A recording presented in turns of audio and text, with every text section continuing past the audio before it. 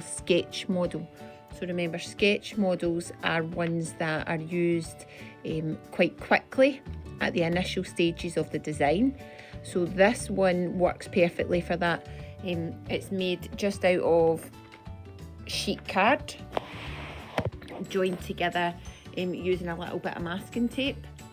Masking tape works really well when we're using sketch models, just because it's really easy to take it apart again. So if I wanted to, maybe perhaps on these back pieces, maybe I want to adjust where these little back supports go, I can adjust that. What I would recommend that you do is take some pictures of your model at every stage.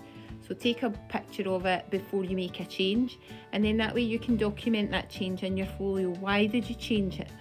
What effect has that had? How has that made that any better?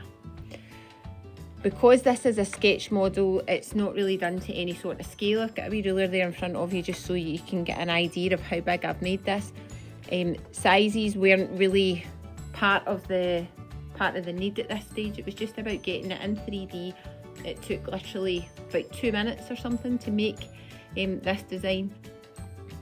When I'm looking at it now and I see it, I think to myself, actually, these supports at the back, although I've not done this to scale, they look like they're in far too big proportion. So I would be taking a picture of that. I'm going to change the size of them. I'm going to document that in my folio as to why I changed that. I think it looks out of proportion. I think it's a waste of material as well. I can imagine if you had limited desk space, that wouldn't really fit so well. So this first model, I have learned quite a lot. I've communicated my idea in 3D, and I'm starting to do some very initial problem solving.